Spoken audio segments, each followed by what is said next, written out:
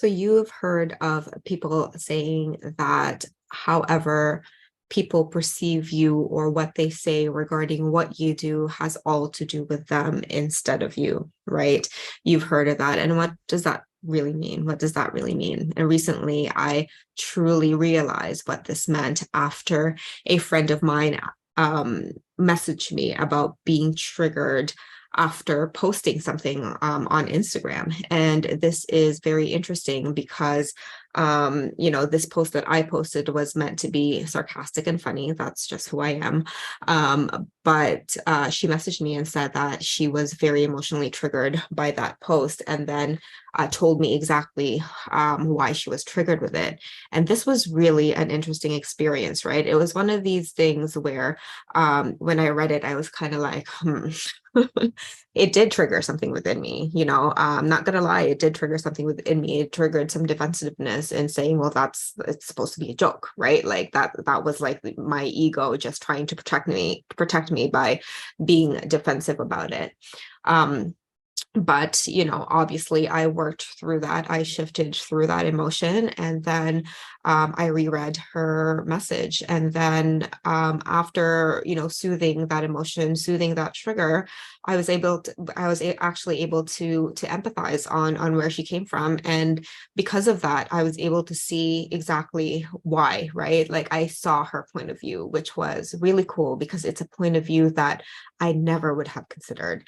I never would have considered it to affect someone in that manner, the way she described it, which was really interesting. And how I replied to her was I actually thanked her for it. Like it was really interesting. And she also came about it in a very a constructive way. Like she wasn't being mean about it. She wanted a discussion about it, which I appreciated as well.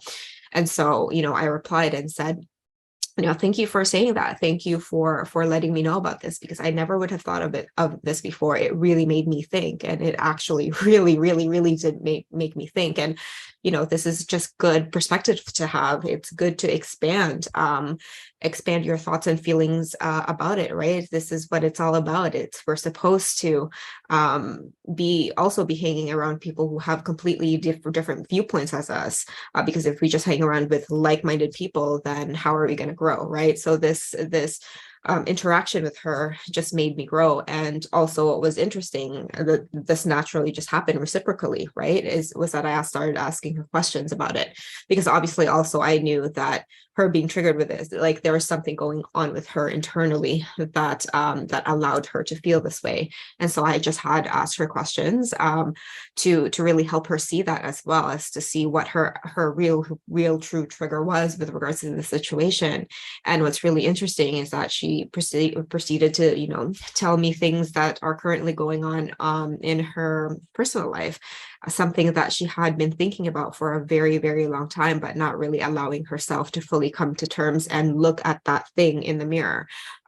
Something that she has kind of wanted to do, was on the back end, intuitively knew that she needed to do it and she wanted to do it, but couldn't fully see it until I had started questioning her about this. And it's so funny because after just a few questions, she had realized this, right? She had realized this, and she was able to really admit to herself what the true problem was. And of course, it wasn't about me, right? And so for me, being compassionate with her allowed her to see it, allowed her to see something that she couldn't see or didn't want to see before. And after that conversation, obviously that conversation was very mutually beneficial for both of us. After that conversation, I asked her how she felt. Like, how do you feel about this thing that you got to do, right? And it's like not an easy thing for her, but she said she felt relieved. She felt relieved for once, because now she's not only able to admit this to herself, but now she actually gets to empower herself, because she's about to do something that is breaking a pattern that she's held for a long time, also a generational pattern, right? And so when she felt relieved that she had this clarity, and she was able to now start acting in ways that are going to really just put herself first, put her needs first, instead of waiting on someone else. She's, by doing this thing that she just became clear on from the initial trigger that she had, it was very empowering, is very empowering for her. That created a lot of relief, right? And this is really interesting because this is exactly what I help my clients do, right? You know what they say as well, the way we do one thing is the way we do everything. And so by talking to this friend about it, is it's actually a very similar thing that I help my clients with, right? This is exactly what I do. I ask my clients questions to help them gain clarity for themselves as to what is really truly in front of the mirror, and to help them see and remove the rose colored glasses that they decide to put on, remove that and actually see the real picture, see the reality, instead of the romanticized or fantasized things that we all tend to do in our minds, right? And come to terms with what's actually happening in the reality, and what truly needs to be done, no matter how hard it is. But because you have that clarity, because that urge and that nudge is coming from your intuition, taking action on it doesn't feel as it doesn't give you much resistance, although it's uncomfortable. You're not resisting it as much, you're just flowing through the wave, right, instead of resisting it. And so by being able to ask my clients questions, I work with women who have left a relationship, and a majority of them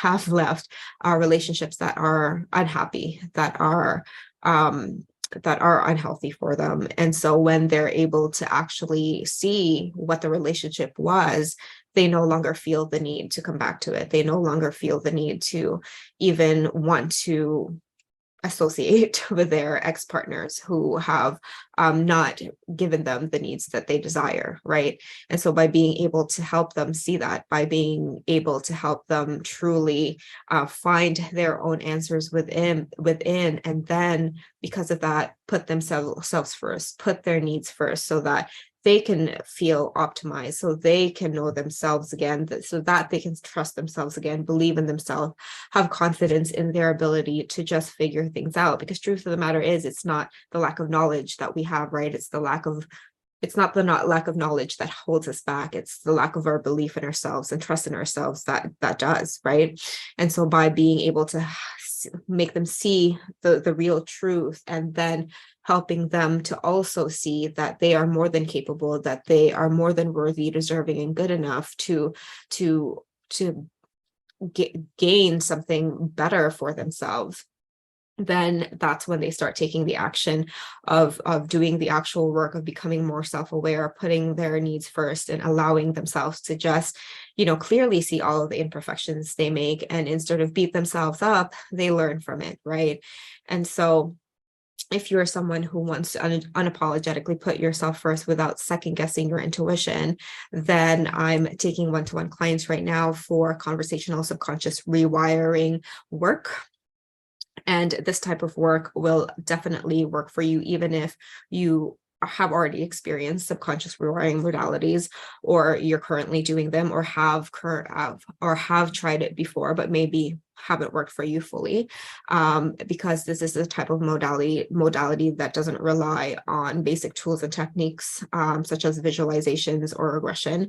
If your subconscious mind wants to do that, then we'll go there, right? But this is more about working with your subconscious mind particularly, and working with your subconscious, and how it solves its own problems, and how it presents you the information that you need in order for you to do the things that you need to do to help you move on, to help you move forward, to help you become more solution oriented and trust in yourself.